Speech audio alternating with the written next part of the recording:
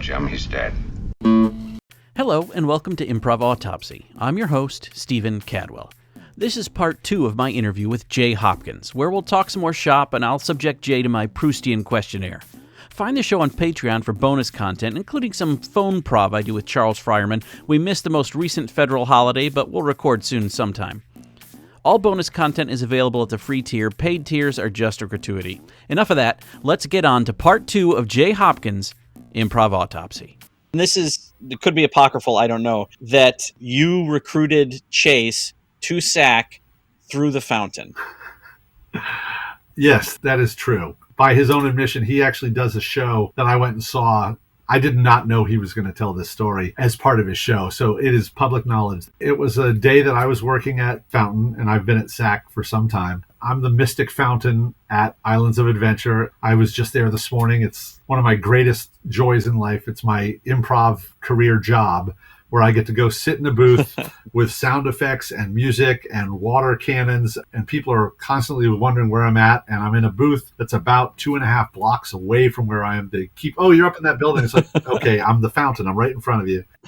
And I get to say whatever I want within my character that I've created. And my character's name is Casbah the Rock. They wrote the song about me, Rock the Casbah. And I've got all kinds of history and ability to talk to, and I can improvise, I can talk with people. And on this one particular day, this young man had come by, and it was just him and me there. You know, it was not a lot of crowd around. It was relatively early in the morning, to the best of my recollection. It might have been early afternoon, but it was just he and I talking. And as a talking fountain, you try and get to know people. It's like, hey, how you doing? Nice to meet you. What's your name? What do you do? And the conversations are going on, and you try and find things to talk about and try and be funny and spray some water, but also to keep yourself interested. You don't want to spray people just to spray them. If they're little kids and that's what they want, that's great. But if you can have conversations that are entertaining and interesting, it's good for my mind and it keeps people interested. Yeah. And he was having a great time walking around and talking, and the subject came up and said, you know, well, what do you want to do? And he said, well, I want to go to Chicago, Second City, and I want to be famous, and I want to do improv. And I'm already working at SAC for years at this point, since 92. And I said, really? You want to go to Chicago and do improvisation? Well, and mind you, this is after I've already been to California and heard the stories about you're going to be living at a higher income bracket, a higher level of poverty, essentially. And I'd seen people entertaining for audiences that didn't want to be entertained. And I said, and I've heard other people say, like I've heard Jay Leno say, get good where you're at before you go do that, so you'll stand out when you get there. I said, well, have you heard of the SAC Comedy Lab? And then the conversation carries on about, this is a great improv theater. You can learn your chops here and then go, but I think you'd have a great time, and there's so much opportunity and stuff. And he's like, oh, great, I'll write it down. And he ended up coming and taking classes and very instantly shown. And I was teaching or head of education at that point, and clearly needed to move him along, just like we moved Brendan along quickly, because you see, there are some people who have theatrical backgrounds and people who have comedic backgrounds and people who understand the stuff that's going on, that they don't need to zip, zap, zop right off the bat. You know, they can move past that to what's going on. So yeah, Casbah the Rock, Mystic Fountain, did in fact suggest to Chase Padgett that there was a path besides leaving Orlando and spending a lot of money and not knowing people to get some experience. I never told him don't go, but I certainly suggested to him that there was opportunity and great skill and learning to be done here, because I knew it, you know? Yeah. And the fact that he took me up on it, it's one of the reasons I still love doing Fountain, is because you never know whose life you're going to touch. It's really weird, because I moved here doing Streetmosphere in 1980, 88, 89. Yeah, right in there. And I was walking around doing this character in this garbage man outfit. And several years later, there was an improviser at SAC when we were over at the Amelia Street. Her name was Christine. She brought in a picture of herself as a 5-year-old or a 6-year-old returning a golf ball to Chatsworth Del Rey, who was putting in the middle of Hollywood Boulevard. I'm 22 years old, so you never know how many of your pictures are out there. You never know the kind of influence you have. So I just continue to try and share what I can within the bounds of entertainment. But this particular job gives me the opportunity to have an actual conversation with people. And so I took it, and it panned out to amazing effect, I think, because he's again, one of the most amazingly talented people you'll ever meet in your life, and a lifelong friendship. And I was able to teach him, and then he asked me to help create. And so I co-wrote and directed 3 of his shows, Six Guitars, Superman Drinks, and Nashville Hurricane, that he's still touring today. I've still got video of him improvising these characters in my living room, me just making up improvised questions and him staying in character, so that we could take that and type it out and then shape it and put it where it needed to go. And it's one of my proudest accomplishments is those shows, particularly Six Guitars. But all 3 of those shows, and working with him, and it's kind of a brother, kind of a father-son thing, because I'm clearly quite a bit older than him. But I couldn't be prouder. And it's reasons like that I keep wanting to teach in whatever capacity I can, for the people who want it. Yeah. Not for the people who are like, it's something to do. That's kind of where my head's at right now. But yeah, I'm very proud of that. Yeah. And it is factual. That is a true story. Okay, cool. So let's do a couple questions. There's one that's in here that's been in here from the beginning because of you. I've heard. It's embarrassing. Okay, go ahead. Oh, well, hopefully it's the same. We're thinking of the same one. But the first one is, Jay, how do you get into the proper headspace to play? First thing I do when I know I'm playing, I actually look at the schedule, see who's playing, so I know what personalities I'm working with. On my car ride into the theater or wherever I'm going, I choose music that puts me in an energetic mood. I don't listen to Whip It, but I listen to Devo and a lot of good 80s new wave or high energy or Bowie, or whatever. There's usually one of my channels on Sirius hits the right tone for me to get a little pumped and energetic. That puts me in a place that's away from the day that happened before me, and puts me into put a little energy and separation from the thoughts of the day that are burdens. Because you bring everything with you, but you try and go, okay, I can compartmentalize a little bit if I can. And then when I get to the theater, everybody has said this now, it's about connecting with whoever shows up. Yeah. Zach used to improv a lot of warm-ups. And it's good. If anybody ever wants to warm up, I'm down to warm up with them. That's great. SAC also has an ensemble of performers who, at a minimum, have 6 years of experience. Most have over 10 or 15 years of experience in the ensemble, not just as improvisers, but improvising with each other. So just checking in with where each of us is each day, letting them know this is what I've set aside, but this is where I'm here. What can you do to bring me here with us? That check-in is really the best. And Zach's chosen to go 10-minute check-in. Where are you physically? Where are you mentally? What's good going on? That really puts me in the right place, because everything you get is from the people you're working with. And so that's kind of how I get into my place. I'll tell you honestly, back in Amelia Street, you probably remember this. I was just as willing to, you talk about Run Dog. I played Run Dog. I was happy to jump into Run Dog. Do you remember when we couldn't find the hacky sack? Do you remember what we used? I don't. There was a plastic piggy bank. A piggy bank. And we were playing Run Dog with a pig. It was a plastic pig that we were we were hacky sacking with this. It was this big. It was like the size of my head, a plastic piggy bank that we were doing it with. But also early on, like 2000, 2001, that time in there, before I had been diagnosed with sleep apnea, my schedule was so weird. I would perform 3 shows at SAC on a Saturday night, and I'd be wired from the adrenaline and the pumped up, and we'd go out to dinner afterwards, and I'd be awake till the restaurant closed. We'd go to IHOP or whatever, or to the red carpet bar, and I'd go home, and I'd crash at 3 o'clock, and I would sleep until 10 a.m., 11 a.m. And then I was staff at SAC, and I'd come into SAC around 11:30, and I'd pound a 6-pack of Coke before noon to get the caffeine going. And we'd have staff meeting around 2. We'd be there till 3. I'd go home and I'd crash. I'd fall asleep. I would wake up. I'd have dinner. I'd come to the green room at Amelia Street, and I'd crash on one of those sofas, and I'd be sleeping while the host was out there announcing us until they said, "And now here come your players." And I'd hop up and I'd cycle it again. I mean, it was very unhealthy. People were taking videos of me asleep on the sofa, not breathing, catching my breath, and taking wagers on whether I'd wake up or not. So thank God I got diagnosed with sleep apnea. Get your sleep, kids. But so now it's much healthier. And like I said, I play some music to put me in an energetic, fun, playful mood. I compartmentalize a little bit of the stuff that I don't need to take. And then I check in with the people I need to check in with. And I also make an effort with whoever I've played with the least to check in personally with them, not just the group thing, and let them know I'm down to play and let them know that I got their back as best I can. Just try and calm them, because whoever's there the least inevitably usually has the most jitters. Yeah. Try and let them feel part of the thing. This is one of the things I've always loved about SAC too, is that SAC has varied in time from an ensemble of 8 to 12 to 40 to 25 to 30, but it's always been an ensemble that's always mixing people. Because I was part of it when it was James, Megan, Ryan, and myself playing every single show.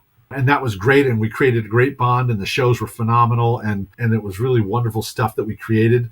But I value, as a collaborator, I love having new faces in to play with. And so SAC is really lucky in that that's the system that's in place now, is that we have this big ensemble. Yeah. And there is always somebody who's new there, newer, not new. Because like I said, most of the people who are in the ensemble have at least been with us now 5-6 years. I can't remember the newest person right now. I think Sarah Drew. I feel like Rundog was an extension of when I was first apprenticing and whatnot. The big thing for ensemble was just regular hacky sack. Yeah. Did you do that as well? Absolutely. We were hacky sacking back on Church Street, and the first green room was really small, but there was this hallway that had flats and stuff that we played in. And then there was another that we finally got the room, and there was a ping pong table there, and we played ping pong, and then came out hacky sack, and we were hacky sacking a lot. Yes. Because it was the 90s. It was the 90s. Yeah. It was like, yeah, we're listening to Violent Femmes and we're playing hacky sack, and Dave Matthews, You don't need to admit that. Edit this, Stephen. For God's sakes, edit it. I mean, at the heart of it, even the hacky sack was having that shared experience and checking in a way, even if it's not in so many words, with your teammates. It was also, at the time, I was younger. We were all younger then, and we were certainly a lot more physical actors and performers then. I mean, I'll put it to you this way. Ask yourself, when's the last time you performed a tumbleweed in an improv scene?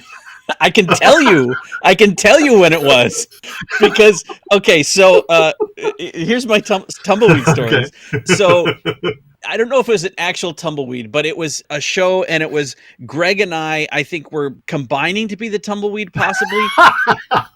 And Clark was there, and I've never been terribly sports oriented. Sure. I've never been terribly athletic. And it ended up, because I don't know if I couldn't arch my back the right way or whatever, that it was like a flat tire tumbleweed. When it would get to me, it'd be like thump, thump, thump. And Clark just laughed his ass off. So anyway, I was more of one that would see these. So within the past year, maybe it was last year, maybe it was the year before, it was a Western. I'm like, oh, I've never seen anybody here do a tumbleweed. I'll do a tumbleweed. And I did it. And Jay, I have never been so dizzy as when I tried to stand up after rolling across that stage. I did not know I thought I was going to have vertigo for the rest of the show, but oh Lord. And I was like, I'm not going to do that again. Yeah.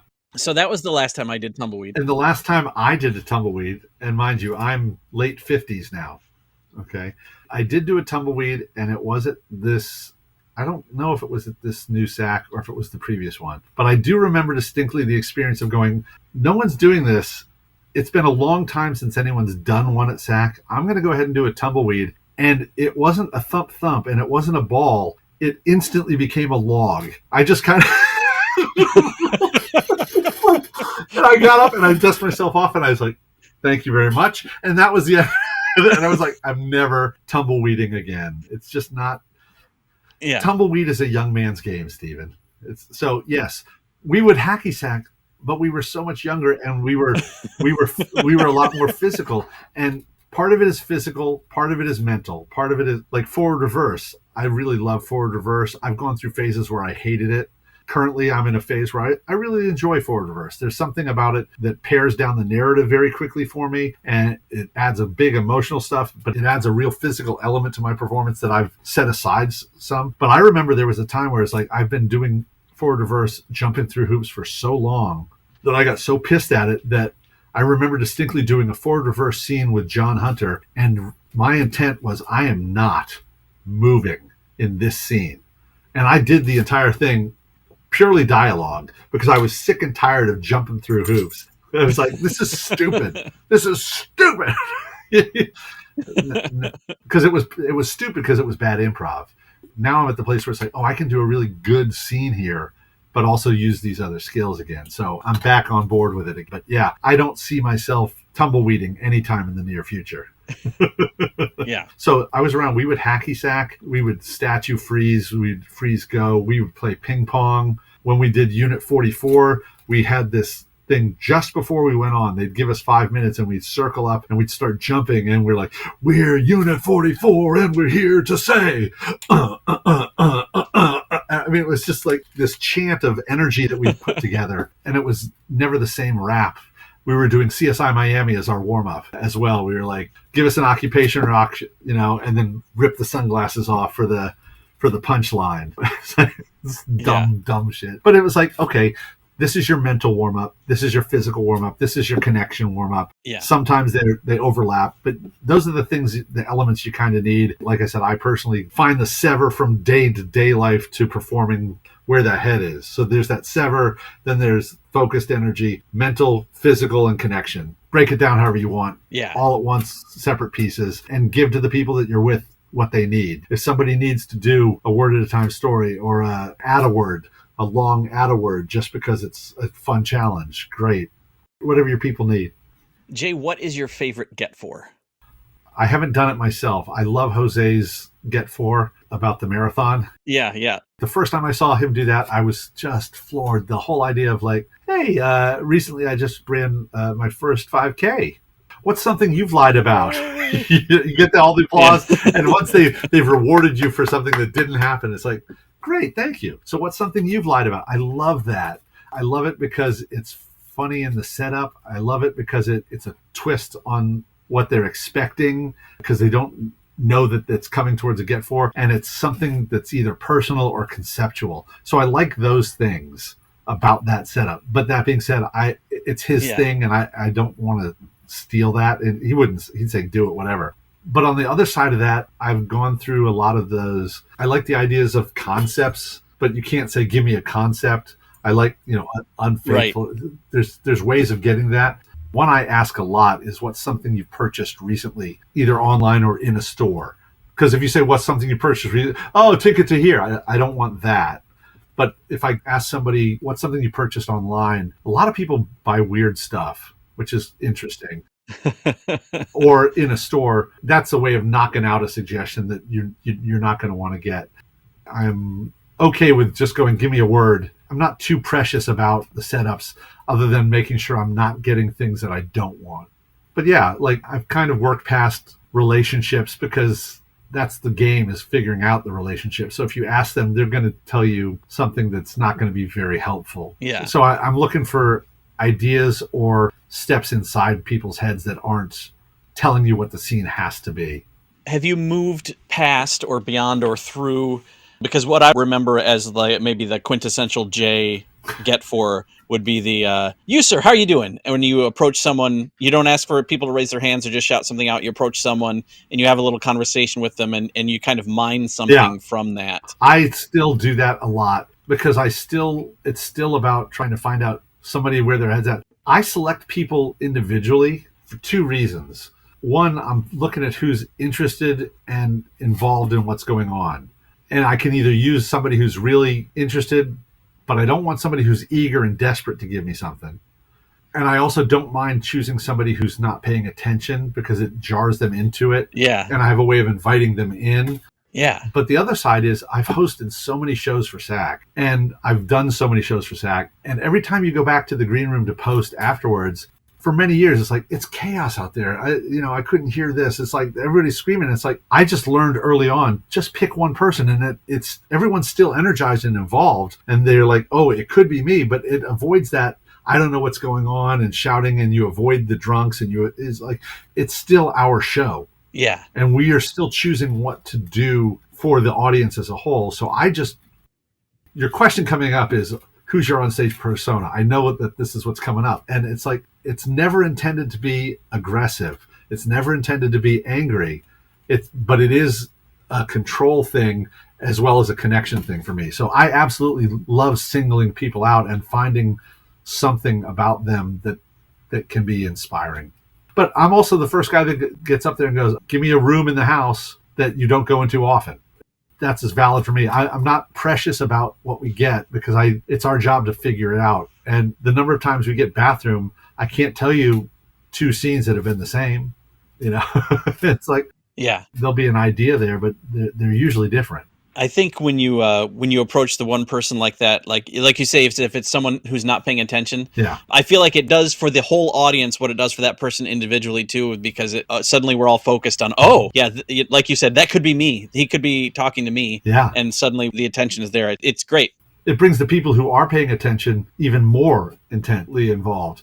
Yeah. Because it's like, oh, he can see us. He can single us out. We're not part of this mass crowd. We're all individually having this experience together, but we are individuals. And the idea that I might pick you, then I can also see who's interested in that and who is not. Who's like, oh, okay, yeah, cool, do that. I don't want to make somebody who doesn't want to be on the spot. Yeah. That's not going to make for a good thing, And you talk about like the slice of life information when we have to interview people. It's like, I'm not here to make you look like a jerk. I'm here to make you look good. Yeah. And give us stuff to work with so that it's good for everybody here. It sounds really corny, but when I came into SAC, they were running the company on a consensus basis. Like everybody had to agree before they move forward on things. And that's hard to do with a large group of people. They were of like minds, and there were some things that didn't happen, but a lot of things did happen because they were on board with things. And one of the things they did was they really sold the company's statement and mission and value words. And it was create an audience, parentheses, people who want joy by playing together. That meant with each other and that meant with the audience. And I bought into it hard, man, because I was already doing interactive with an audience at Streetmosphere. Yeah. And now the ability to do this with friends, I am still on board with that. Creating an audience, whatever that means, whether it's in the theater, whether it's wherever it is, people who want joy by playing together. I bought in hook, line, and sinker. That's my guiding path when I improvise wherever I go, whoever I'm going with. I really bought into that hard. Yeah. So that's why I'm not afraid to single someone out when I'm asking for something in the audience, because it's like, I'm playing with you. Yeah. I'm not treating you like an idiot. And sometimes so last Thursday SAC was hired and we were performing down in Vero Beach at the Riverside Theater. And I told people about this question and then of course they're all my friends. So here comes Angry Jay again. Look at the way he's treating the audience. Oh, there he goes. And I'm watching them rip the audience to shreds for not answering fast enough or things like that. It's like, okay, I'm not angry and I know I'm not angry and it's fun to get teased about it. So, but I've been thinking a lot about the approach of that. And it's really interesting to make sure that I am not angry, because that's not the point at all. I don't ever want the audience to think, you're interfering with me. Yeah. You're a burden. Oh, why are you even here? That's not the point at all. And I never want to have somebody come off like they're stupid, never that. Yeah. And when I say to somebody, it's like when they're interviewing people for the slice of life and whoever's interviewing this person, they say, hey, Steven, give me 1 or 2 words to describe Kayla's personality. And the audience member who's not a performer, they're on the spot there and they, and there's this dead silence in the house and it's making this person look bad. My standard on that one is like, do you know Kayla, Steven? Are you and it gets this laugh of release. And then they go, oh yeah, you can't be wrong in this. Just give us something to build on. That's all. Yeah. Okay. There's some things that I want to delve into that, but we'll get there when we get there. What is your currently or historically, what is your least favorite suggestion? Sports. Give me a sport, an activity that 2 people can do. Oh, basketball. I'm not a particular. I mean, I've played some sports. I played some baseball and some soccer, but inevitably, especially when we're learning, was very much this. Oh, you're going to score. No, you're not. This competition thing that was like, and I got to that point very quickly where it was like, as soon as somebody would suggest basketball, the lights would go down. The lights would come up. First words out of my mouth. Good game, Steven. Good job. I can't believe you did that. So that we didn't have to go through that rigmarole of that. Yeah. SAC had a list for a while that was back on the Church Street station. It's like, we don't need gynecologists. We don't need Disney. We've had those. But for me, any sport suggestion was almost always, there wasn't anything interesting there. Yeah. Because sports, what's happening. You know what's going to happen. Someone's going to win, someone's going to lose. And the interesting stuff in terms of theater is what happens after, the results of that. Yeah. Now, in real life, sports are the real reality shows. There's financial and there's effort and there's training and pride and all that kind of stuff. It's a really fascinating thing. Diane and I are hooked. We watched Welcome to Wrexham. Ryan Reynolds and Rob McElhenney bought a soccer team over in Wales. And I don't follow soccer. I don't know anything about soccer. And this show shows how it affects this entire town, this entire community and the players and their lives. And it's like there's real life drama and it's fascinating. And there's victory and failure. And it's really great. And it's all stuff that is result after the game. So sports is my kind of like least favorite. I never ask for sports. I eliminate it when some games you're looking for something physical or a suggestion. You're looking for something that's kind of will lead you there if you're not careful. So like I'll ask for an outdoor activity that's not a sport. Yeah. Things like that. So that you can do things, painting fences, mountain climbing, whatever it is. That's just not me versus you. I'm just tired of that. Well, other than some of the things you say ahead of time that burn them, do you have a favorite way to burn a suggestion that doesn't inspire you? No, I usually just, I know what's coming based on the scene and I kind of just burn it right up front because it's enough to fuel them past their first suggestion. I do like Robbie started doing this and I started doing this is use your first initial to think of the word. So think of an occupation that starts with the first letter of your name or make up an occupation that's with the same two initials of your name. So instead of me saying, oh, you're going to be a prisoner, I'll go JHO, javelin hunter. Great. That's something combining two things that don't make sense. And then we have something to do with that. So initials are a good way to push people past the first obvious things. I like that a lot. But otherwise, it's like, hey, so we're looking for musical styles that we can do with our piano keyboard. So we can't really do metal, for example. We can't really do a thrash or metal. Give me something else. I burn the things that are going to be hurdle. Yeah. I'll burn K-pop because it's just not something that any of us can do. Yeah. It's easier in the long run to try and find an ask for that gets you what you're looking for and just pop it at the top. Yeah. If someone still throws it out, I love when I go, hey, can you give me an example of an occupation like fireman? And then someone goes, fireman. It's like, yes, exactly like that. Exactly like I just said. That's a friendly tease, but then you can move on past it. That just means that they were eager. It doesn't mean that they weren't listening. It just means that they were eager. But yeah, I'll usually just burn it at the top if I can. Yeah. Yeah. What do you look for in an audience volunteer, and does that differ at SAC than when, say, you're doing Fountain? And I do it. I'm at the horror makeup show at Universal as well, and we use audience people there. And I've done the trunk shows for SAC out at the Renaissance fairs. I was trained to do those. And so you learn how to pick people. You're looking for people who are entertained, and I look for people who are interested. Their eyes are paying attention. I'm looking for people that are not too eager because they have an agenda to be funny or to be the center of attention. Yeah. And I'm not looking for people who are just sitting there watching. They can have a smile, but there's something in the eyes where they're attentive. That's the bigger thing, is somebody who's attentive. You know, you have to filter that with what are the demands. Is it somebody who's, if we're doing an arms expert, you're looking for somebody who's active. If they're volunteering someone else, that's somebody who's having a good time and they're interested. But putting those people on the spot are almost always a better choice than the person they're volunteering, because they're interested in seeing what the show can do, and then they have that much more involvement. So it usually has to do with people who are invested in the show without being eager to be part of it. The people who are too eager or too reticent, you're filtering those out. Okay, so this is the question that you were referencing before, which is about describing your onstage persona. Yeah. And I will say that I think part of my description of your onstage persona is filtered through that improviser who's new at SAC, who's intimidated by the ensemble. Because I think I've said, Jay can be antagonistic with the audience and he can get away with it. I could never do that. But I think antagonistic is the wrong word. I think that and this is based on what you just said as well, that it's you're commanding. Yeah. And your presence is commanding. It's not antagonistic and it's not angry toward the audience, but you command attention and it's given to you. I feel like because of the number of shows I've had to host, I understand the roles that we play, either as performer or as host, that it is still our job to control the show, to make it go what we have in mind.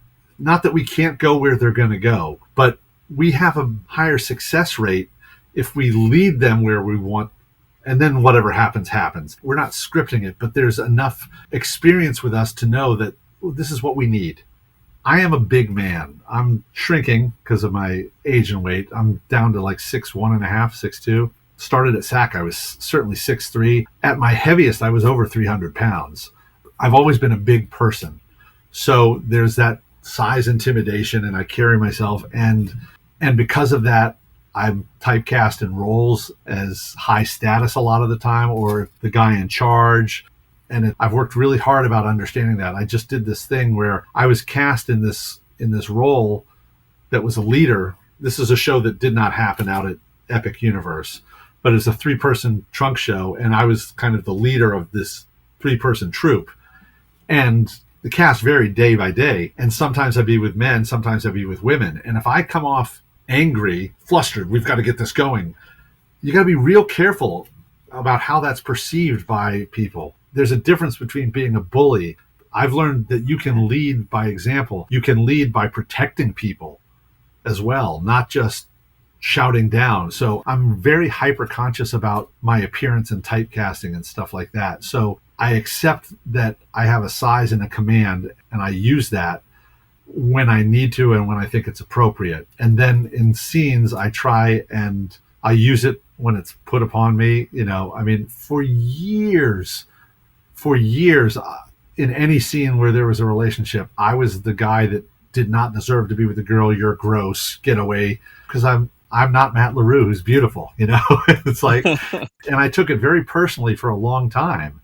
And then it's like, no, this is just what appearances are. And now I've worked with people longer, and I know how to make choices better, and I'm working with better performers as well in some cases, that I can make a romantic gesture in a scene and it won't be instantly negated, because I've taken the time with our ensemble to show them that I'm not being a perv, I'm being a performer, and it's like, yeah. So there's all this thing about perception that you got to just be so aware of, and I've just learned the idea of, I understand my size, and I can be big, and I can be commanding and controlling, but I never want to be abusive or angry, because there's some things an audience does not want to see. They don't want to see us beat ourselves up on stage. They don't want to see us judging each other. They don't want to see us treating the audience like we're above them or better than them, or they don't know, because we're there to do this stuff with and for them. They don't want us berating them, and they don't want to see me take my shirt off. I know these things, It's just use your tools the best you can. Yeah. For John, he said that audiences do not want to hear him swear, that he tries every now and again, but audiences hate it. I can get away with it some because of the kind of command I have. I got to be real careful. Like, I just did a show recently, and we were doing a song.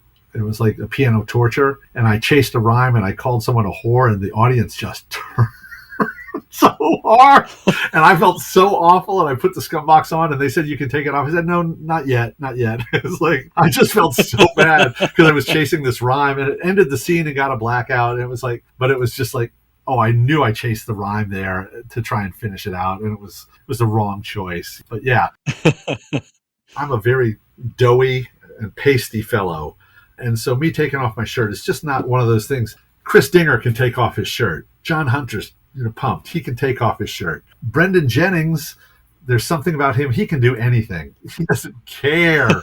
Yes. But there's just some things that an audience doesn't want to see.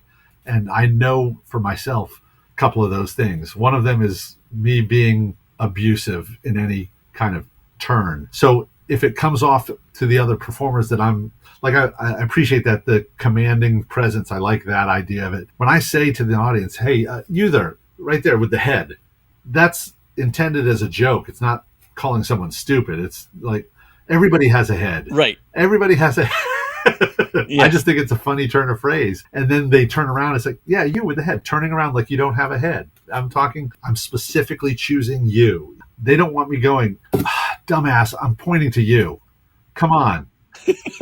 Like, there was a performer at this gig at Vero Beach, and the ask for was like, okay, what's something that you haven't done, that you haven't completed off your to-do list? And there was this silence for a minute. And then the performer goes, oh, great. Like, you're all great human beings because you finished everything on your to-do list. And I'm like, and I'm the angry one? and it was like, and it wasn't angry. It was mock angry, and it was self-effacing, because the joke is, I've got this lengthy list and you don't have any. But it's a way to fill that dead space and encourage people to laugh and then give an idea. But it's just like, you can see, depending on who's doing it, how it can be misinterpreted. I mean, you were there with Clark, and I know people coming in performing with Clark Canine, who's the sweetest guy on the planet, thoughtful and smart. But he's one of those guys that when new players came in, his heart and dedication were, we're doing a show for the audience.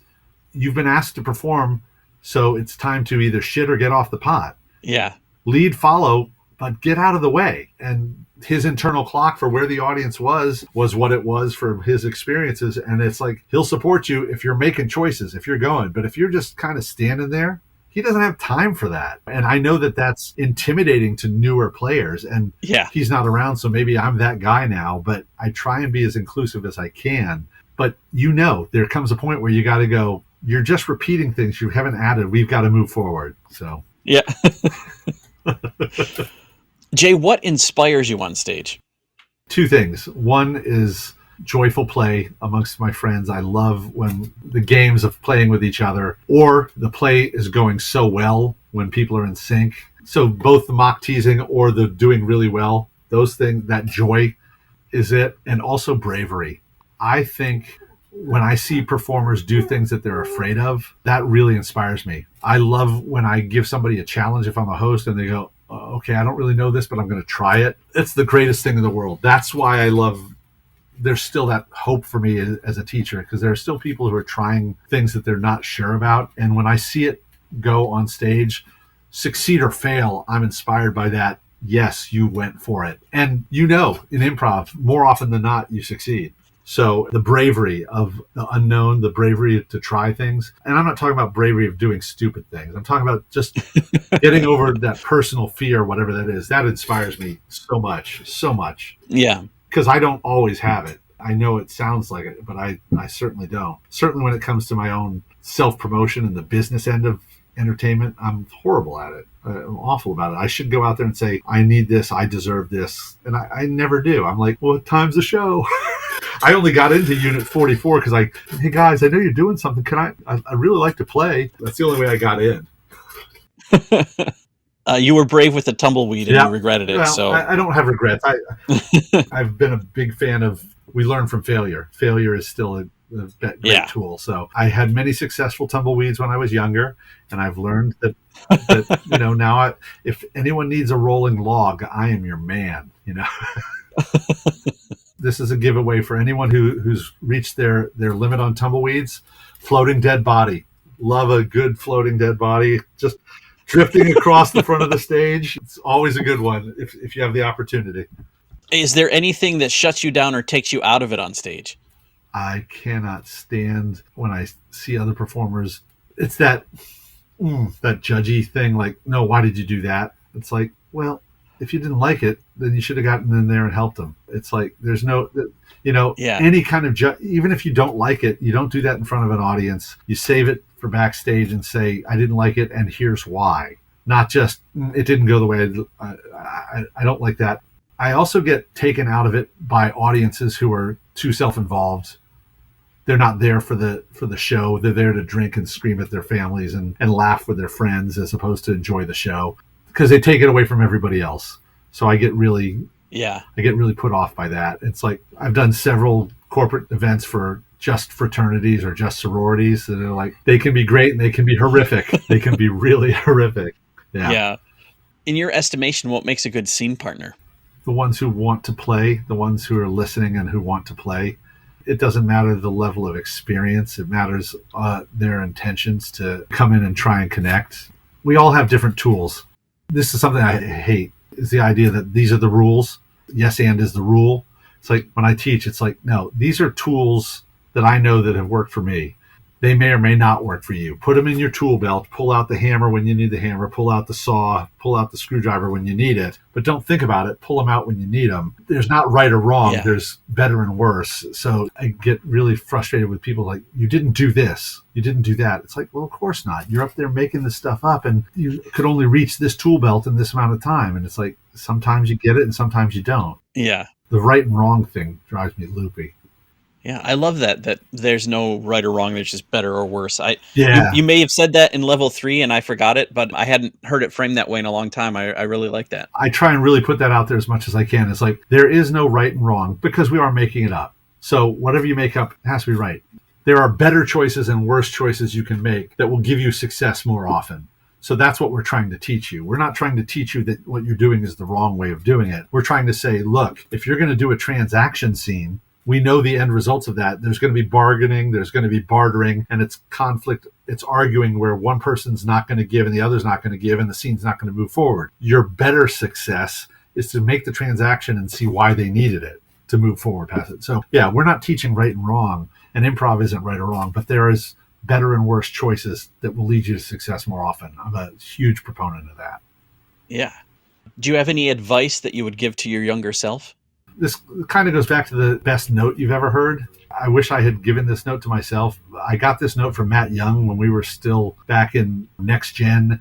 The show was still going for a while, and I was moving just into they wanted me there enough to sub in for shows and to host a lot of shows. And I was really leading a lot of the earlier show, the Next Gen stuff. And so I was coming to staff meetings and they were inviting me and I was offered to teach and stuff like that. And we did one of these corporate getaways to build the company because there were some of us who were newer there. SAC was working on this consensus, and I came in and I was already in my 20s, certainly, and I had my degree in theater and I understood theater, and I was brought in and told pretty well. I understood what was going on and I was great at shaping stories and had this stuff. And Matt Young was like straight out of high school, and he was ensemble and he was tearing it up and he's incredibly talented. And he said to me, Jay, just stop competing with me. Because I spent all my time, and this is the same thing you kind of say to people who are trying to get into the weekends shows. It's like, you're not competing. He's doing his thing and you're doing, I don't have to prove to him that I've got this experience. Just do the work. I spent so much time competing to prove myself as opposed to just doing the work, which I was doing. Yeah. But it was all filtered with this kind of, I'm proving it. I know I'm right. It just puts people off. And it's like, Yeah. they don't want you to be a part of it. I mean, I was told to my face I was never going to be part of the staff or the main company, and it's like, really? Because people just left. Who you got? Who you got? And I did. I was vice president of the company for a while. And that's not arrogant. It's like, well, time and resources, and I've put in my time and my skills. But yeah, my younger self, I was a really good improviser with my peers and supportive. The people that were above me, I wasn't proving myself the right way, and I was competing and challenging, and that's no one wants to deal with that. So I'd say any younger improvisers, do your work. It's so hard in this career, entertainment, performance. They say you can't compare yourself, but the entire career is being compared to other people. Yeah. But if you can find a place in your head that it's not a competition with anyone but yourself to do your best work, talent always outs. I've been asked time and time again how to become a professional improviser, certainly as a teacher. First thing I say is don't, because there's no theaters that are paying you to do that. But then I'm improvising at Fountain. There's ways of making a career and a living at it. But I say it doesn't matter what you do. What matters is that you do what you love. And I 1000% believe this. Do what you love doing. And if you do that, you may not have the money you want, but you will always have the money you need. You'll always have food on your stomach, clothes on your back, roof over your head. And every day you work, it will never seem like work because you love doing it. And I absolutely believe that. I got out of college and all I ever wanted to do was work in my chosen career. I never had the desire to be famous, which is why I never moved out to LA where all the fame and stuff happens. And I had an agent for a while. I haven't had an agent in at least a dozen years. I'm not doing commercial work or film or TV work. I've done some, but I'm working in the theme parks, entertaining. I'm working at SAC, creating and improvising. I've got the love of my life, who's my wife. I met through that. I've got a house. I've got a dog. I've got vacation time. I've got health insurance. I've got the things that I need, and more often than not, what I want. There's a few things I still want and still things I'm trying to create that I'm going to still have happen. But yeah, it's just, there's no need to compete with anyone other than yourself. It's also the worst note you can give everyone is like, don't compare yourself to others. Because that's all you do. Yeah. That's all you do. I mean, when you were coming up through the levels and it's like someone gets promoted and you don't, it's like you had to sit there and go, well, why not me? Why didn't they pick me? What am I not doing? And part of that's healthy because it's like, what am I not doing? But I'm as good as they are. We did this stuff together. What did they see in him? That's like, if you can find a way to learn from it, great. But if it's competitive, in hindsight, it wasn't the healthy way of going about things. Yeah. Yeah. It also sounds like it's kind of the personal version of be great at what you're doing there before you get out here. Talent will out. Yeah. The things that you're doing, if you're doing them well, will be seen and they will be appreciated and used if they can be. They really will. They really will. Yeah. Jay, do you have a favorite type of character to play?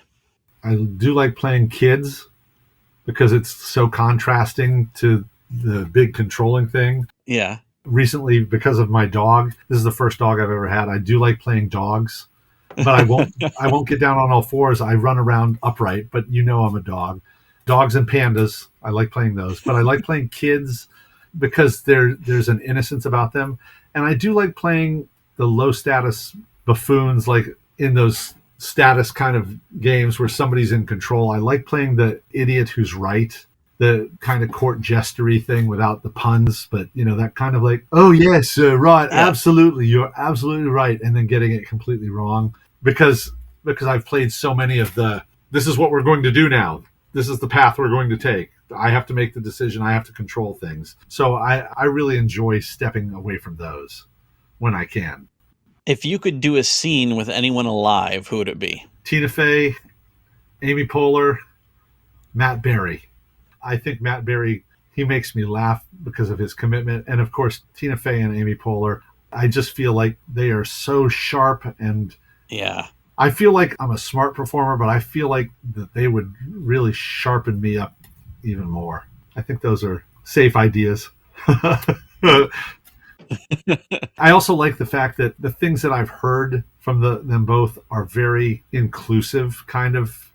Anybody who's trying to do things with you, not at you. Yes. I'm not a big fan of that kind of humor that either excludes somebody or makes fun of, it's like those party games where everybody knows something but one person. I hate those kind of games, because it excludes somebody. Yeah. I don't want to improvise with somebody like that. Like, I feel like there's a lot of people talk about this guy.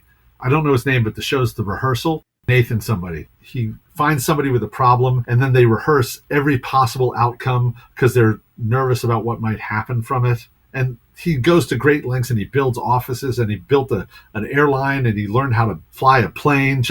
And it's one of those things that's like, is this a therapy session? Is this a joke at this person's expense? I don't see where this is entertainment. Yeah. And I don't like that kind of thing. That guy, I don't want to perform with him.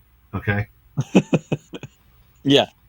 And Sacha Baron Cohen, yeah, really funny guy. Yeah. I don't want to perform with him. I feel like he's got his own thing going on that if you don't go his way, you could get hurt somehow, and I don't mean physically. I mean, like, yeah, are we doing this together or are you doing this at my expense? Right. And it's like the things that I've liked him in have been things where he's been not the main point. I love him in Talladega Nights, where he's the French guy. Yeah. He's great in that. But that's a Will Ferrell thing where it's off the rails already. But we're not focused on that. And he just did a thing in a Marvel thing where he's playing a character, but it's like, it's not about him. He comes in and he does his thing. But when he's doing his own thing, those Borats and those kind of dangerous, I don't like that kind of thing. That's not my kind of entertainment. And some people get it, and there's improv like that out there, and I don't want to be part of it. Yeah. I'm with you. I have too much empathy for the people that aren't in on it. I'm like, oh. Yeah, there's just a discomfort in there that I don't get it. Yeah. What about in the pantheon of people who are no longer with us? Who would you like to do a scene with? I know this sounds really weird, but I like the idea of there's Picasso, there's Frank Lloyd Wright. I like the idea of people, and I don't know why, but also like Teddy Roosevelt, because they're all kinds of people who are solving problems on the fly. They're coming up with new solutions. Yeah. So I kind of like that kind of mindset where it's like they have an idea and they're determined with it and they're trying to make things better. And I don't know a lot of history about them personally. I know that Picasso's theoretically a bit of a drunk and a bit of an asshole, but I don't know anything about Frank Lloyd Wright other than his desire to create living spaces and architecture that I happen to love. He's the guy that actually created the ranch house out of cinder blocks after the war. I mean, everyone thinks of all these towered houses, but he actually invented affordable housing. And there's just something about that big, dumb smile on Teddy Roosevelt that it's just like, let's go ride horses and make the world a better place and save the forests. Okay, let's. They all kind of impress me as problem solvers in creative ways. So that interests me. Yeah. Yeah. Awesome. That's kind of a lot of the reason that I love playing with you and Greg a lot, because you guys were like looking at things in a slightly different. I'll never forget, there was a night in the green room. This is a Greg story. I hope you were there. I don't know. But I know Greg was there and Mike Carr was there and I was there. And for whatever reason, we started hazing Greg and we called him Knobloch. His name was Knobloch. You remember Knobloch? Yes. And I was Bear. And I don't remember what Mike was, or maybe Mike was Bear, but we were just it's like, shut up, Knobloch. We're doing this now. Oh, come on, man. And he just kept pushing our buttons to make us angrier and angrier. It's that kind of like, let's play something different. And I put you and he both in that same place, you know? And so it's that kind of thing that I love messing with. I think I escaped without a nickname, but I do remember that night with Knobloch, and I feel like it came back, at least just referenced once or twice after that in the green room. But yeah. What about fictional people? Is it in the realm of the fictional characters? Is Teddy Roosevelt a fictional character? No, he's real. Okay, the Marx Brothers are too much chaos. That doesn't work for me. You can always limit it to just one Marx brother. Yeah, but all of them are too much chaos unless you go with Gummo, and nobody knows who that is. You know, Gummo was nothing without Groucho, Chico, and Harpo and Zeppo. If you get down to Gummo, what are you doing? Yeah. I love the Marx Brothers. You're either a Marx Brothers or you're a Three Stooges guy, and I'm a Marx Brothers guy. And it's like, they're sharp and they're funny and they're smart and they're clever and they're chaos. They're absolute chaos. There you go. You do a scene with Gummo and Shemp. Never. No, you know what? Think of a character that has the same qualities that I was talking about in past people. I wouldn't mind Tony Stark or Dr. Banner before he hulks out. These people who are trying to solve problems to try and help people. I don't feel like you can have character flaws, but as long as your intentions are somewhere along the lines of we're going to make things better, that would be fun to me, because I feel like I'm clever, but I don't always feel like I'm creative in those kind of ways. Yeah. That bravery to step out there and do that is exciting to me. I'll go with those guys. What do you find most helpful from the booth? I like a solid blackout when it's called for, and I'm a strong, fast blackout, even if it's early. Okay, a missed blackout is death. I love a strong blackout, whether it's early or on time. That's the most helpful. I love a called for sound effect, whether it's right or wrong. That means that they're in tune with what we're doing and they give you an offer. If you throw down a glass and it shatters glass, great. That means they're on your page, and I love that. Up in Calgary, they have what they call snoggers, that the whole improv, they set up the scene. They bring out a sofa, they put out a vase and a lamp. So they're setting the stage for whatever's called for. We don't have that here, but we have a booth that can help with sounds that help really accentuate that stuff. But I don't like it when they're overdoing it. And if I throw a glass down and it's a cat noise instead, that's great. It means that they're still there with me, and I have to work to accept that. It's just when they're throwing things out that are trying to be funny or trying to be a hurdle to stop the story from going, I don't need that. Most helpful is a solid blackout, an in-tune sound effect or music with the blackout that goes scene, da, cha, cha, cha, that's great. Yeah. And we've been very lucky to have some amazing techs at SAC, and I'll name them all. John Valinas, Patrick Boyd, Charlie Downs, Michael Plain. Phenomenal improvisers who are improvising as techs. Of course, I've left out many who have done it before, but I trust these people as part of our company as improvisers as well. So much. They offer so much, and they're solid at it. Yeah, absolutely. What do you find least helpful from the booth, if anything? Too many offers. It's the wrong kind of playing with us. Yeah. We can tease each other by giving offers that aren't necessarily the most helpful, but it's part of a game. But they're in the back and the audience can't see them, so they're not quite sure that it's a game, so it comes off like a mistake. So when they start throwing out too many offers, it becomes problematic. There's a game, it's like, hey, the booth has really got control. We don't want to mess them up because they get their feelings hurt all the time, and they shut off your light, and they put a spotlight over the other side of the stage. You set up a game with them that the audience sees the game. That's great. But when they're just throwing out stuff because they want to be part of it, even if it's appropriate, it's too many, really. It becomes work on our part as opposed to still telling a story. It becomes explaining. Yeah. Same thing with the musician. We've got great, phenomenal musicians. At SAC, we do a lot of music. I cannot tell you how brilliant they are, but it takes me right out of it when somebody is playing too much underneath a scene. Yeah. I want you to set a tone and then shut up, because it's hard enough for the audience to hear us, and your tone may be what's in your mind. If you're with us, great, but if you're not, it's a burden that we're explaining. And if we're pimped into singing a song and you give us something that's way out of left field because you think it's a fun challenge and it's fucking with us, it's like, we really need you to help or just shut the hell up. I love you. Yeah. I love you. But this is true as an improviser too. Less is more. I've learned so much recently about silence is your friend, and I can go up there and say nothing and raise an eyebrow and get a laugh in some circumstances. You do the same thing with the piano. Less is more, man, because it just becomes so much work sometimes. Yeah. I think that's been especially true for people that are just getting started at SAC, regardless of their, like, how good they are as a musician. Because I know I've had to tell some people, I said, look, I love that you're joining in, but when you're noodling under the entire scene, I can't focus.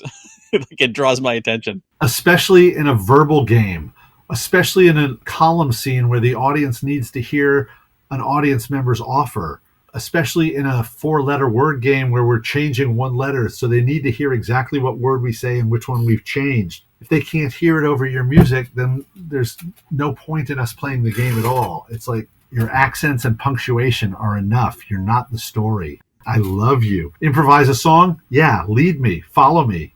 Create something so I can succeed at this. Absolutely. But I don't need the score to Lord of the Rings underneath a foreign poet. Right. Underneath a foreign poet, I want them to hear the gibberish and hear how I translate it. Yeah. In like a competition between me and the piano, you win every time. Yeah. You win. You win. I can't fight it. Yeah, absolutely. And it's like, okay. Jay, other than laughter, is there an audience sound you revel in? Yeah. I love it when an audience has chosen a character's point of view, and you know it because they go, oh, no, you didn't. I got that a couple times. Or the, oh, my gods. The, oh, my God. Yeah. I love an awe. That's nice. It's sweet. But I love it when someone's surprised or shocked or in disbelief at what the character's done, because it means they're really invested in what you've created, and they bought the suspension of disbelief. They've stepped away from the personality and into the story, and you hear that. Lisa Fredrickson early on taught me, real early, that silence is not your enemy, and James Newport too, of course. But I just remember very specifically one scene I did with Lisa Fredrickson, and it was a scene where she was playing a kid, and I, in my size and girth, was playing Santa Claus. But this was the last time Santa Claus was visiting, because she was at the age where the parents had told her that he wasn't coming anymore. And the audience was just so intent and rapt, and you can't hear attention. You can't hear investment. Yeah. Which is why, especially when teaching improv, trying to instill the idea that we are teaching you the skills. We're not teaching you funny. We're teaching you the skills. Right. And that laughter, while wonderful, is the worst teaching tool.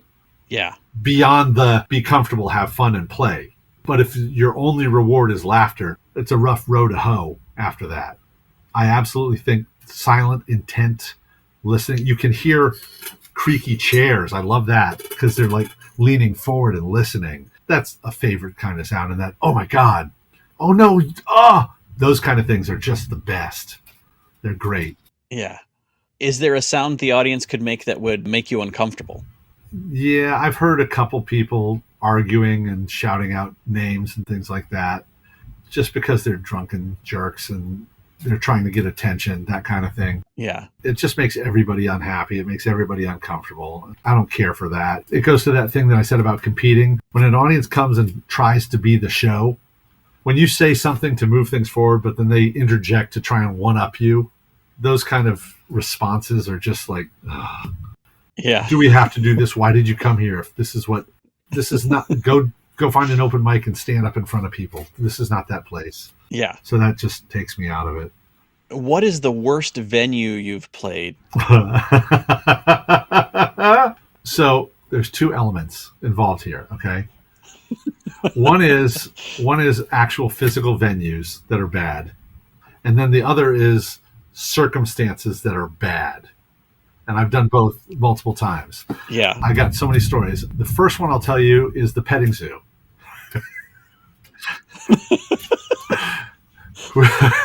Sack was hired to do a company party, and we went there, and we were told ahead of time it was an outdoor stage, but we were going to be mic'd. I'm like, okay, great. And we all get there, and we get out of the car, and Michael Plain has been setting up the cables and everything. We go from the van. The first thing we do is we walk past a 500-pound sow in mud. Like, we walk past that, and we see the stage. So it's about 30 yards from us. We walk to the stage in the direct sunlight. There's a dance floor in the direct sunlight, and then there's a lengthy tent with picnic tables and such. And they're expecting that we're going to get them to bring their chairs out from the shade where the fans are running full speed, where all the barbecue and food is. So they're all down there eating and chatting and singing and laughing with each other. Okay, we've worked with that. Please bring your chairs up. 3 people come to the edge of the tent. So there's still 30 feet of dance floor here, 30 yards of sow here, stage elevated here. And over here, on this side of us to the right, are the vegetable racers, where the kids in the company have taken cucumbers and squash and wheels, and there's a track racing down. And at the end of that is a NASCAR, an actual car that they're revving constantly and letting kids sit behind the wheel. And we were supposed to do a full-on Duel of Fools in that environment. So we were not well received at that venue. So the venue was not conducive. That was probably the worst physical one. The second one, the stage was literally a 4x6 platform that was 2 inches off the ground. Yeah. Jose, myself, and Adam we filled it just by standing on it. So we just stood on the floor. It didn't make a difference in the long run. It was a fine show, but it was not conducive. But that one also kind of falls into that second category where somebody in charge has decided that what the other people want is this entertainment. And they're completely wrong. They're completely wrong. We did a corporate event where we were hired to do a game show. We had buzzers. James was hosting and I was the announcer, and we were getting the people up. This was for Sonny's Barbecue. And we had a show that they were kind of not listening. Cliff McClough was hosting, and he ran in and knocked over the punch bowl to start. And we're trying to improvise, but open bar, they're all getting drunk off their asses there. I remember at one point Lyle we're in the middle of a scene about crossing a lake or something, and he just stops and he goes, "Sonny's Barbecue, we love Sonny's." So, just doing anything to get their attention out of nowhere. And then we get to the game show part where James is hosting, because the guy who's running it wants to give all of the employees Christmas presents, and they're all backstage. So we're literally getting them up to answer trivia questions and announcing, and the kids are climbing the pipe and drape, and we're just trying to give these presents out, and people just want to hit the buzzers and get the presents. So whoever designed that was like convinced that this audience wanted that. it was a clever way to give out presents as opposed to just congratulations, it's been a good year. Yeah. Somebody told you about the gig at the Hard Rock Live that we did Yeah. where we were pulled off stage because it was for doctors. Doctors are the worst audience. Nurses are the best. Nurses are the best audiences. Doctors would rather be anywhere else. They think they're more important and they want to have conversations and drinks and they have pagers and they're ready to go. And we go to the Hard Rock Live and they are 40 yards away from us. They want to eat their dinner. They've already worked their 12-hour, 14-hour shift and saved lives. They don't want to see us. And you're done. Go. It was like, great, we're done. That was an awful one. That was awful. I also remember we performed down at Cypress Gardens. We went there and their stage is like a hangar that's one of these semicircle things. But in the back, they usually have bands come in. So there's a big double wide trailer in there, an actual mobile home that was the green room, right? And you go out and there's the stage and then there's the chairs in the arena, then the lawn seating. And we go in there and all of a sudden we're starting and it starts to rain and everyone who's on the lawn moves into the center to try and stay dry. This overhead thing is hearing all the rain and then the wind comes and because it's shaped like this, it's a tunnel and the wind starts whipping through. Dave Gibbs is on piano and he's holding this flat up that's trying to fall on him. So we did an alphabet scene and then we were done. We were like, bye, see ya. It's just, that was a venue one. But I think the all-time worst venue, James Newport, Richard Paul, and myself. Keith Dickerson set it up, and it was the Orlando Lutheran Towers downtown. And we should have known it was a problem when we walked in because we walked in and the performance space was called the Parish Hall, usually for religion, but we perished badly that day. They brought them in, and this was one of these people that the activities director thought that this audience, these senior citizens, wanted live improv comedy. We go back to the green room, which is where they store all the folding, rolling tables and everything. And there's a deli platter that's been sitting out for a couple hours. And they start wheeling in and bringing in the audience. Several of them have oxygen tanks. One of them, I swear to God, was wearing a World War I uniform. Not two, World War I. They get in place. The first thing that happens is the tech hits whip it. And I'm watching from the wings. And it's like, dun, dun, dun, dun, dun, dun, and I saw literally 3/4 of the audience go, and they turned off their hearing aids. 3/4 of the audience right off the bat. So we get up there and we're trying to perform, and there's clearly a generation or two gap of what's going on here. We explain we're doing improv, we're making it up, and it's like they're like, okay, they're jumping around and whatever. And you've performed with Richard. I love Richard, but there comes a point in some places where Richard gets to, I'm going to push to get this to happen. And he is trying so hard to connect with them. And I remember him going, okay, let's do something fun. For a suggestion, what's something you do for fun? And somebody shouts, playing cards. Great suggestion. And Richard goes, okay, but what cards do you play? And someone goes, foot and mouth. Great, we're going to do a scene about foot and mouth. It's like, we don't have a clue what's going on. So he's pushing so hard and we're trying so hard and it's going so average to poor. We finally get to a point where we're at the last scene we're doing is an improvised musical about this farmer and his daughter, and we sing and it goes okay. They applaud. They were impressed. At one point, Richard said, well, what would you like us to do? Someone actually shouted out, be funny. And Richard kind of sounded, it's like, well, what do you think's funny? Sid Caesar. Okay, we're going to do something about Caesar. And he worked hard, so hard. So we finished this musical and we're about 45 minutes, 50 minutes to the hour. We sense that they've gotten everything they want of it, this audience. And James is wrapping it up. Thank you very much. And he sees the woman in charge in the back. She's like, watch, keep going, roll. And he sees this. He goes, so now that that's all done, we'd like, and he's ready to say, we're going to do one more thing. She walks halfway up into the house and says, you were paid for an hour. You're going to do an hour. So we're going to do one more thing here. And we ended up doing a crime endowment and got out of there. But it was just like any of those places where the people in charge want something that the group does not they're not invested in. Those are the hardest ones. Those are Yeah. the hardest ones. And they're great. They're great stories. We did this scene. It was a corporate event. I was doing a psycho date with Mira. And it was like, okay, I'm the guy interviewing her to be a clown. That was the job. The audience was all these people who were being recruited by this accounting firm, and the accounting firm put this entertainment, but they were all like 22-year-olds who were there for free drinks and didn't give a squat. And here's this guy walking around with floppy shoes. They hated me. I walked off that stage.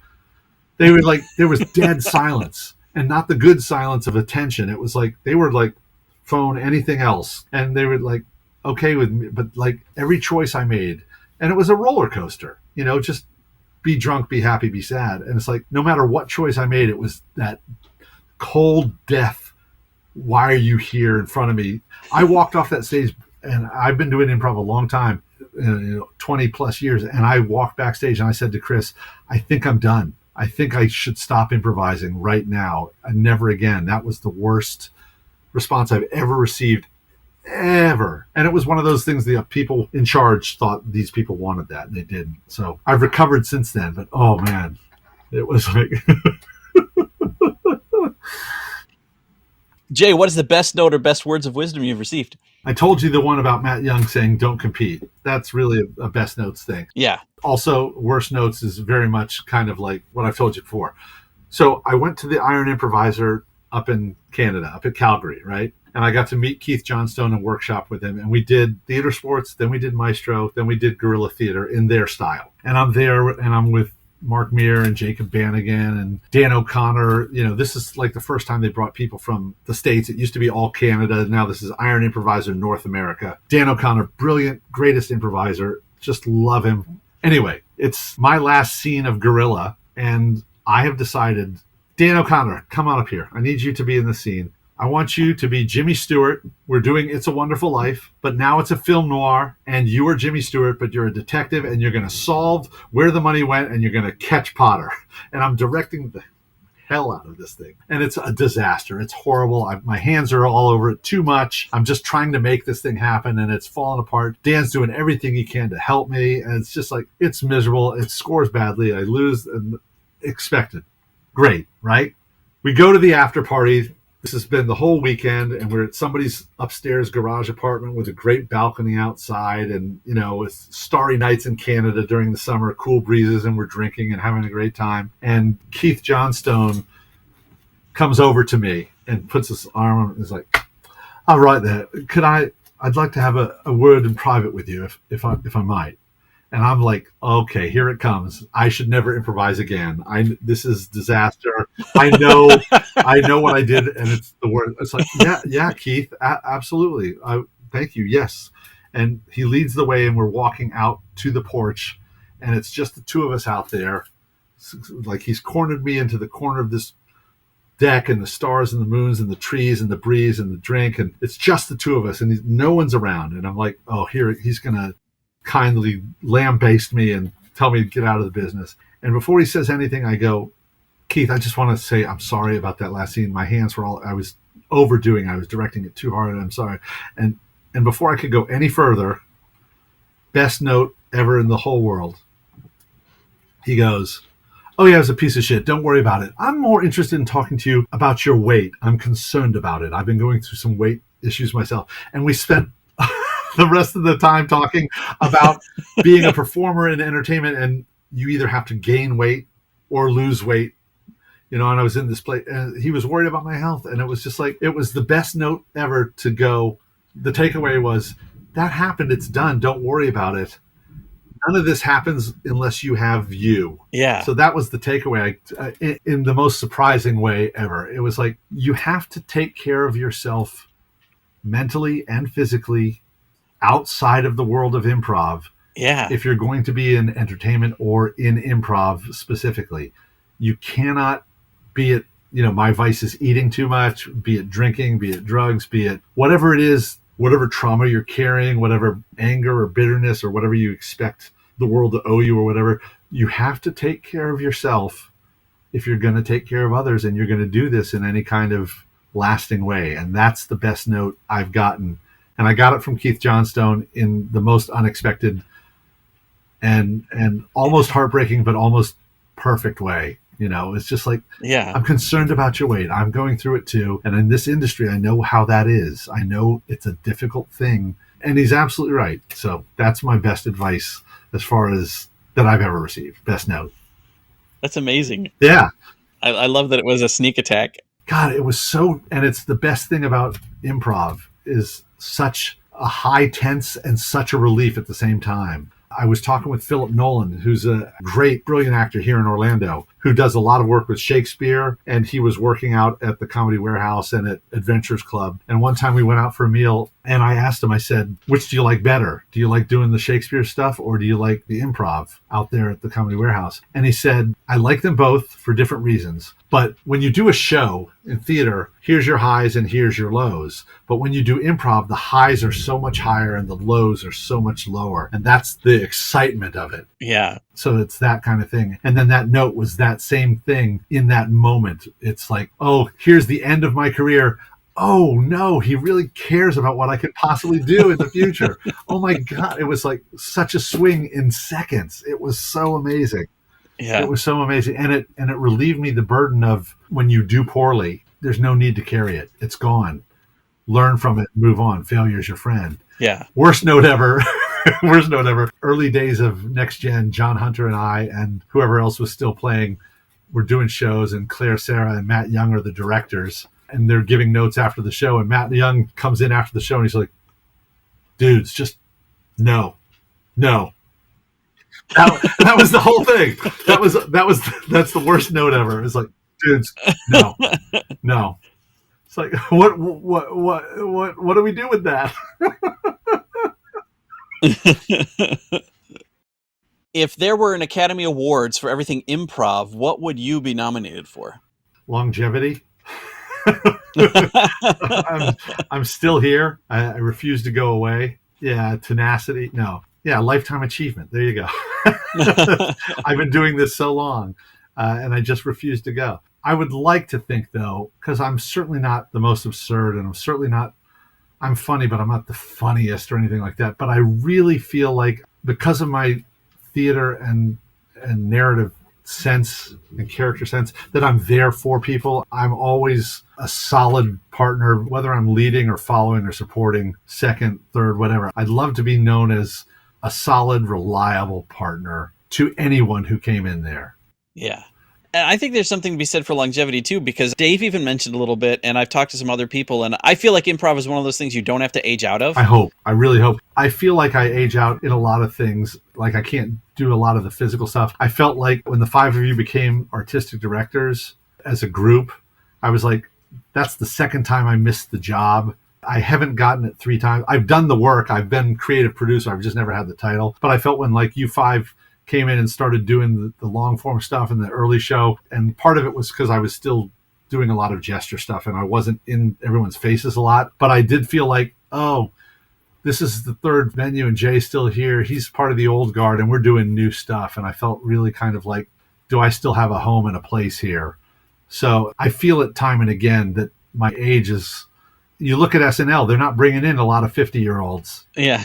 And I certainly don't want to become like a kind of a novelty act of improv. Oh, here's the old folks coming out. It's the old folks show, but now we're going to do the real improv. I do feel it sometimes that it might be time to go enough. But then, like right now, I'm in a place where it's like, my age hasn't aged me out. My experience is keeping me there. And my experience is also pushing me to create a couple new things that I'm going to find a way to get up at SAC. So there is a place for you, but don't kid yourself about feeling your age because there's a youthfulness that comes in. But I honestly think I'm lucky at 60. If I'm still going at 70, someone should probably shoot me. But that 30 to 60 range, you've got enough actual experience to do some really interesting and creative work. And then I also find myself, not that I don't love performing, I love performing, but I love the producing, creating side of it almost as much now. I'm ready to let somebody say, yes, you need to be the artistic director to go this path. So anyone listening to Stephen Cadwell's podcast, Improv Autopsy, if you're hiring an artistic director that makes a living wage. Yeah. If you're remembered 100 years from now for something improv related, what would you want it to be?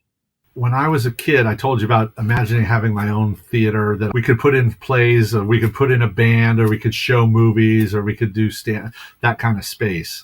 And then I ended up at SAC, and it's this place where we have the ability, if we choose to do those things, we can. We found the things that work really well for us, improv-wise, but we're still creating different kinds of improv. And there have been musicals, and there have been improvised Shakespeares and stuff like that. And early on, when I moved past Next Gen into actually being part of the ensemble and starting in the staff, part of my dream was to turn SAC into the second city of the South. And then I saw Second City. It's like, no, I don't want that. I made Hall of Fame at SAC, which is a huge honor looking at the names of the people on there. But I hope that partly because of the fact that I never left, I stayed here even when things were dark, and even when things have been great, and even when I was focusing on other things, I was still around. I would like to be one of the names associated when SAC becomes one of those names that are associated in the lexicon of improv. Second City, The Compass, IO, The Annoyance, The Groundlings, The Pit in New York. There's a couple other places, other theaters. I don't know all the names. There are some that are just, you say this name and you go improv. And SAC, I would love to be one of the guys that was instrumental in making sure that that name has a history equal to those, that's not lost in that. And then personally, just somebody that people like to play with and I bring good stuff to. That's what I hope my improv legacy is. Yeah. And honestly, I think that partially because you've been around for all that time, but I think about just the ups and downs, some of which happened before I was there, some have happened when I was there, some have happened since I've been up here. And it's people like you that have been there that whole time, people like you that see some kid at a fountain and be like, hey, you should go check out SAC Comedy Lab, that refresh the talent and keep that theater going, because SAC wouldn't be around if that didn't happen. It's interesting because the thing that I told you before about don't compete, that was me trying to put my place there. And now I'm at the place where I want to bring people in. It's the opposite side. It's don't compete. It's coach. It's encourage. It's value whatever talent is there and bring it out of its hiding places and make it the best you can. So I really hope that that's how I'm thought of in the future. Yeah. That's it for this interview with Jay Hopkins. Jay's a great guy with a lot of knowledge, so we may get more out of him at some point. Until then, look him up, bring him to you, and get it straight from the source. Send me any questions or comments you may have to improvbrain@gmail.com or check out my links in the show notes. Thanks for listening to Improv Autopsy.